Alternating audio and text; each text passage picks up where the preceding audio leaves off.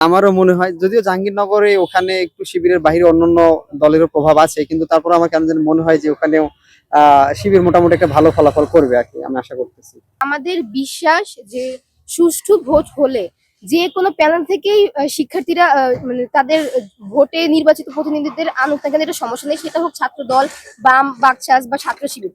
শিক্ষার্থীরা তাদের ভোটে নির্বাচিত করেছে, তাতে আমাদের তো কোনো সমস্যা নেই। এখন ওরা যদি শিবির একটা প্যানেলের সবাইকে ভোট দেয়, এখন সেটা হোক শিবির, বাকশাস, তাহলে তো আমাদের কিছু করার নেই। তো সেই জায়গা থেকে বলতে চাই যে আমরা যেহেতু দেখলাম যে ঢাকা বিশ্ববিদ্যালয়ে একদম সুষ্ঠুভাবে নির্বাচন সম্পন্ন হলো, আহ শিবিরকে নিয়ে একটা শিবির ফোবিয়া যেটা ছিল শিক্ষার্থীদের মাঝে বা অন্য ছাত্র সংগঠনরা যেভাবে এই গুজব রটাচ্ছিল, তো সেই জায়গা থেকে একটা পজিটিভ ইমেজ বা হচ্ছে একটা উৎসাহ পাবে যাবি শিক্ষার্থীরা।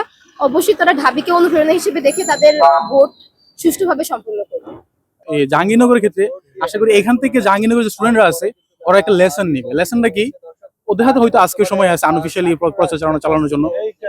ওই ক্ষেত্রে হচ্ছে জাহাঙ্গীরনগরের যে ভোটাররা যারা আছে, আমি আশা করি ভোটাররা যারা আছে এই দাবিতে একটা লেসন নেবে যে আসলে কোন কোন প্রার্থীকে কোন কোন ক্রাইটেরিয়ায় আমার পিক করা উচিত। ঠিক আছে, এখান থেকে কিছুটা হচ্ছে আপনার হবে, প্রভাবিত হবে। এটা আমি বলতে আর কেউ বলতে পারবেন যে প্রভাবিত হবে না।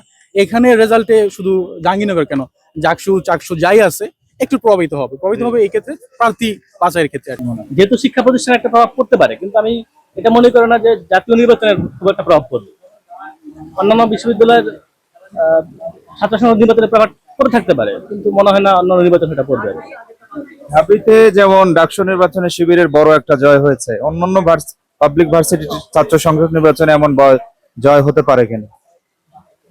ব্যক্তিগত অভিমত থেকে আমার কাছে মনে হচ্ছে হতে পারে আর কি।